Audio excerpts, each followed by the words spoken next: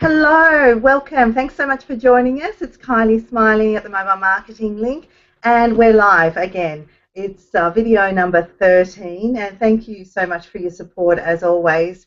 I'm gradually getting there. I think I'll make it halfway, but I'm going to keep going and just complete the 30, even if it takes me into the second month. It doesn't matter. So, look, if you have any questions about how I'm doing this or how it can work for your business, I'd be more than happy to share. I will probably do a couple of series on Hangouts for business as well, and in relation to really maximising your local and mobile marketing using Hangouts. So it's pretty interesting and has some incredible effects. However, today I'm so excited because this beautiful lady that I've known for a year now I've watched her business, develop and her evolve into really honing in on a target market that needs a lot of help, and she's really honed in on a really special niche that is different, but in need of guidance and financial assistance. And Adele Martin is from Firefly Wealth. That's who I'll be interviewing this morning, and she's just written a book, Five Mistakes Brides Make When Budgeting for Their Wedding, and it's a fantastic little ebook that really gives very specific tips on how brides can make sure that they don't make some terrible mistakes and end up in financial ruin or debt at the end of their wedding and at the beginning of their life with their partner, with their husband.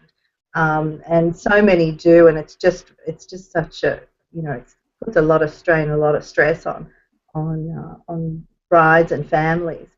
So without further ado, I'd like to say hello to Adele. Here we go. Adele, where are you? Here you are. Yeah. How are you, Adele? Hi, guys. Hi, thanks for having me on the show. Appreciate it. Pleasure. Now, look, I could go carry on and on and on about you, but I really think that people would love to know exactly, a little bit about you, a little bit about how you came about finding this particular niche, and what you're doing for people at the moment. So take it away. So I'm a financial advisor and I work with people 25 to 45. I've been in the industry for 13 years, but a lot of that time was actually spent with retirees. But what I learned when I worked with retirees is that I couldn't change their outcome. When they came to me, they all said sort of at nauseum, they wish they saw me years ago. So I made a decision 12 months ago to really focus on people 25 to 45, where we can make small changes each year that can make a difference over time. One of those things that came up repeatedly in that age bracket is weddings. So I work a lot with people getting married. So that's really a specialty area of mine. And I think that came about because I planned a wedding and I also have 4 sisters. So I've been a bridesmaid more times than I can count. And so I've seen I've seen what happens, with weddings and budgeting and all that sort of stuff. So I put my love of weddings and coming from a family of 5 girls and my love of financial planning and put those two together. Which is why I love working with brides. Fantastic. No, that's great. I guess we can't say, always a bridesmaid, never a bride for you now. So going through your own wedding and seeing your sisters go through that as well, I'm sure that all of you, being very different, of course, would have your own challenges. But you come up with 5 fantastic tips, and all the mistakes that brides often make, so that in order for people to really look at those and say, well, I can avoid those now if I do the right things. And if you don't mind, we can just go through those 5 just to give people an idea of your ebook and what it's going to target. So the first mistake I see is not setting a realistic budget. So, wow, how does that happen? Well, I think first of all they need to figure out how much they can actually contribute towards it each week, each month. So they need to have a very good personal budget to start with, because they need to understand, do they have 250 a week to put towards it?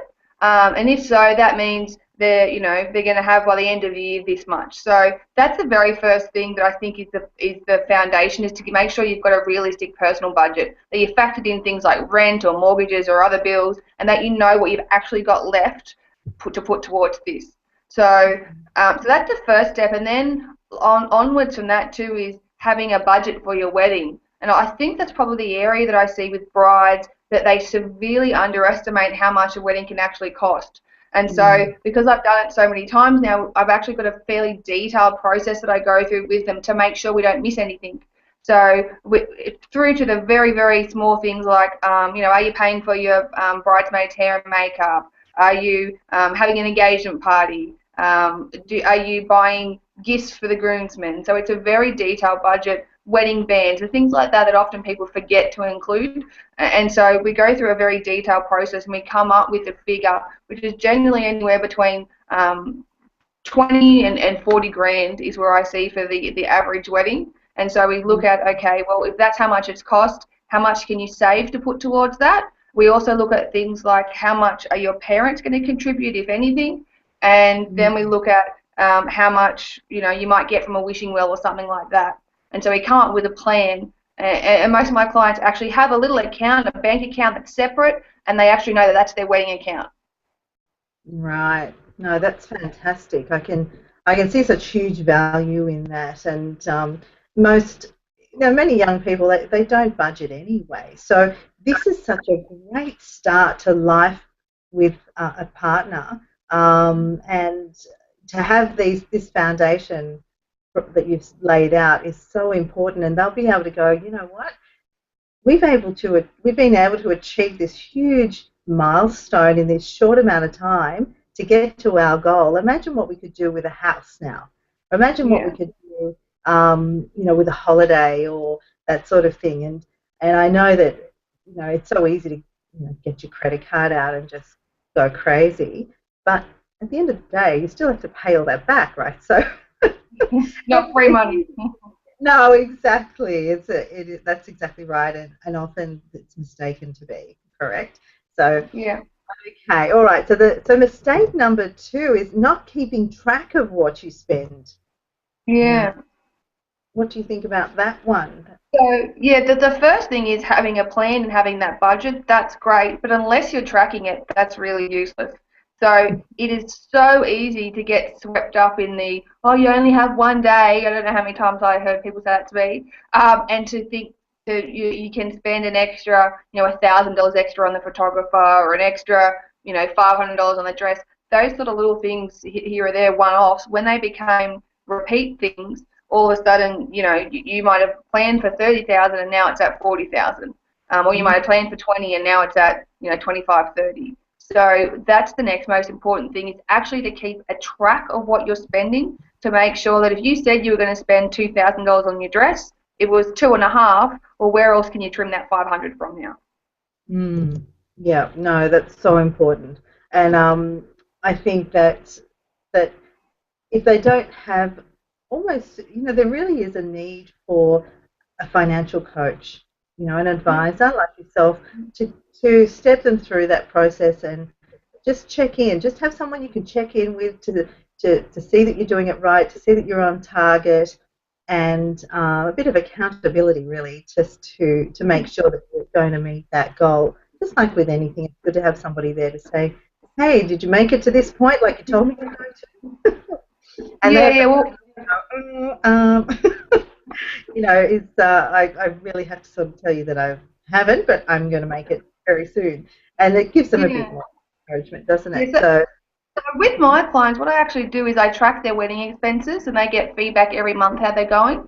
Because with the wedding, it's not just all the expenses at the end, there's stuff along the way as well. So you might have deposits that you have to pay, you might have dress fittings and fees and stuff like that, or shoes. And because there's little bits and pieces along the way, I actually track it with them every month. So we can see, if we said it was going to be $25,000 for the wedding, we can see every month actually how we're tracking, and we can actually have a category for, okay, we planned in this month that you were going to have the deposit, and yes, it's been paid, tick off. And so yeah, we actually track it very closely. That's fantastic. So, and that really leads us into the next mistake, which is not prioritizing your expenses. So it's, I can imagine you paying a deposit for a dress is one thing, but some people actually require, 3/4 of the cost up front, and that can really be a huge shock to people. That or it could be a combination of things. It could be the deposits all combined, which is a shock to the system that you haven't allowed for. So yeah, not prioritizing your expenses is a big one. And what else can you add to that one, Adele? I guess it means that if you can't have everything. Obviously, we don't all have unlimited budgets to be able to spend. We haven't won the lotto. So I guess for me, the most important thing is to pick 2 or 3 things that are really important to you, that are your non-negotiable items. After that, then that's where you can have some, more flexibility to say, okay, well, the first one might be that you really want to have a band. That's really important to you. So that could be, so that therefore you need to put away $2,000, $2,500 for a band. So that could be the very first thing. And then from there, the dress is really important to me, or the photographer. I want to make sure I have, the photos that we have. So they're often the 3 that people are their non-negotiables. After that, they might negotiate on things like the cake, as a classic example. A cake can cost around $1,000 for a wedding. Any other day of the week, it might only be a couple hundred, but on wedding day, people are paying $800 to $1,000 for a wedding cake. Now, that could be something, particularly for myself, that wasn't negotiable. I just thought, for me, that's not overly important. So that was one area that I could trim the budget on. And yeah, so I figure out which ones are the negotiable ones and which ones aren't. And yeah, so for me, the most important ones for me personally was making sure we had a band, that the food was really good was important to me, and also the dress was important as well. So they were the 3 things that I wanted to really make sure that, and the rest of it I just, was negotiable to me. And I'll give you a classic example. We didn't have, at the end of the wedding, you know how those bon voyeur things or little treats they put for each of the guests? We didn't have those. So when you're thinking it costs, $5 a person, or between $2 and $5 a person, and you're already spending $120 a head, that just to me was extra money that wasn't necessary. And nobody else noticed. Nobody else came at the end of the wedding to say, hey, we didn't get a little treat on now. So they're the sort of things that were, another one to me that, they wanted to charge, I think it was $5, $10 for each chair cover. And I was like, no, that's, so when I had to, it became easy to be able to trim those things when I knew what was really important to me, what were the top 3 things. Yeah, because, at the end of the day, you want the food to be, there's nothing worse if there's something wrong with the food, if there's something wrong with the venue, if there's something wrong with your dress, and everyone has their own priorities, but the things that your guests and you particularly remember on your wedding day, and it's important to get those as right as possible, and everything else is really a bonus, isn't it? That's the way I look at it as well. Some others, other brides may think that the covers on chairs are a priority. So again, it's personal choice, and I guess it's your experience and your guidance that really helps them understand and really think about the importance of each item and their budget. At the end of the day, and this leads us to the next mistake, what about their honeymoon? I mean, that's, that can be the rudest shock of all with the cost, I'd imagine. And they don't sort of sorry, go ahead. No, it's usually the thing they think about last. It's the last thing, and then it's whatever's left over, and usually there's not much left over. If they haven't been, set a plan at the start and been tracking it, it's often something that they can miss out on. And for me, that is really sad, because the honeymoon is the time where it's just the 2 of you. You'll never have a chance to have that sort of memory and time again. and it's the experience. And so for me, it's really sad if they either don't go on a honeymoon because they can't afford it, or if they're over there, they're constantly stressing or having to ask their parents for money. And that should be the time that you're really enjoying together. Yeah, no, exactly. That's right. And so, what is your advice for the honeymoon, like for preparing for the honeymoon? What do you recommend looking at it way up front and just thinking about how much money you want to spend first? What's your advice there, Adele? Yeah, so I factor in that initial discussion. And so, again, we talk about what are the things that aren't negotiable. And for some people, the honeymoon is one of the most important things. So they might want to go to Maui, or I had one recently, wants to go to Europe or somewhere. So you might be looking at 10 to 15,000. So if that's the most important thing to them, well, then everything else has to sort of work around that. So I guess we have that discussion very early on about what's the most important thing to them. And often it is the honeymoon. So we just make sure that we plan the other things around that. So maybe they have 80 people instead of 100 people at their wedding, or 100 instead of 120. And that could be a way that they can help, get towards that honeymoon if that's what's really important to them. Right. No, that's it. Exactly. Well, And the other idea is sometimes you can have some of the travel agencies actually offer you guests like a gift registry where they actually pay into the travel agent directly. So that's another idea. Instead of a wishing well, they actually contact the travel agent. It's like a gift registry of the travel agent. So that is something that's become popular as well. Or of course on the day, a cash as a present is also something that can help them with their spending for the honeymoon as well. wow, that I haven't heard of that before. That is a fantastic idea. I love that. Yeah. It's brilliant. And in all the excitement, of course, us girls get a bit carried away, and sometimes our fiance gets comes second fiddle. So, and we don't mean it. We don't mean it, but sometimes that happens, and it it's because Bridezilla. we dreamed of this all our lives, right? So this is the Yeah. big day. This is all little girl's dream come true, and the boys just they just rock up, but it's not like that, really, and certainly not anymore. So I'm obviously showing my age a little bit, but but things are are different now. People are doing things actually together and planning it all together. It's really important. So for this final mistake, which is not including your partner, Adele, what bit of advice can you give women who are really definite on the things that they want? What would you recommend? Yeah, I guess for me, and this is where I help facilitate the initial discussion, is having a very honest conversation. And so I think too, sometimes the guys severely underestimate how much it costs to be a female, and particularly they underestimate how much it costs for a wedding. And Mm. so that's where I help facilitate that initial discussion where, he might think they can get out of it for 5, 10,000, when in reality, if they want to have 100 people at $100 a plus a head, then that budget goes very quickly. So I think it's helping have that realistic conversation. But also it's really important to include your partner in these decisions. This is often the first big financial commitment that two people have made together.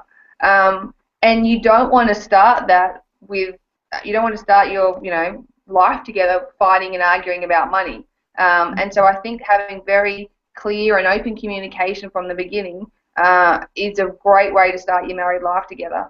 And so, yeah, and that's where I help as well, but also it's where, we get to some sort of balance where, he might be thinking 10, she might be thinking 50, we might meet somewhere in the middle. No, that's good. That's great advice. Thank you so much. It's excellent.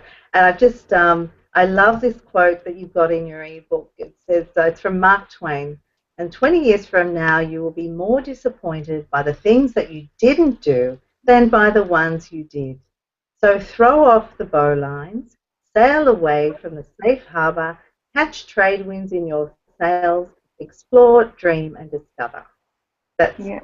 fantastic, and such great something that's really nice to leave your brides and grooms with that in mind. You know, it's always the end in mind that's important. Just like in business, everything we do to have that goal and the end in mind of how do we want to really be at the end of the day? How do we want to remember things? How do we want to remember our wedding? How do we want to remember the planning of the wedding? We don't want to look back at our wedding and instantly think, oh my God, what a disaster the planning was.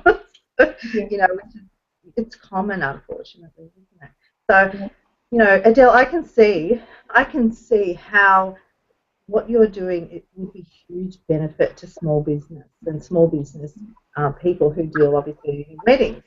So your dressmakers, your cake makers, your travel agents, those sorts of people, your venues, and I think that anyone in small business to be able to joint venture with someone or have a value add that they can use because they're in front of brides and grooms quite a lot. That this what you've created is a fantastic add-on and a fantastic added value for anyone that's looking to who's engaged or thinking about getting engaged to really have a chat with yourself. And how can people connect with you, Adele? What's the best way?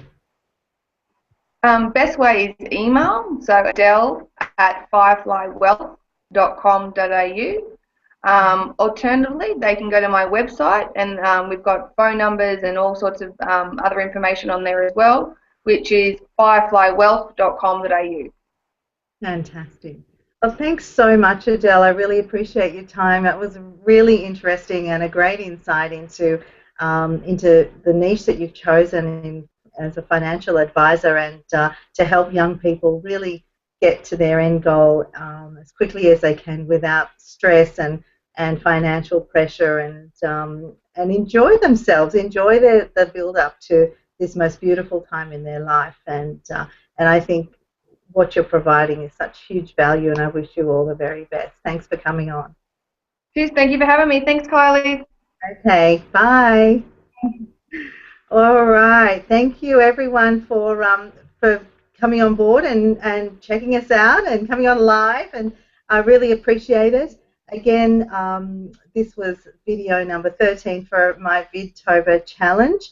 I am determined to make it to 15 to the 31st and then carry on through to November, so to finish the last 15. And I'll be interviewing other people like Adele with really special gifts and niches that are interesting and hopefully of interest to you. If you have any questions, please feel free to email me at kylie@mobilemarketinglink.com.au, or please subscribe to this channel, to the video channel. Just hit subscribe below, and feel free to leave your comments as well. So thanks again, and have a fantastic day, and of course, as always, a profitable day. Take care. Bye for now.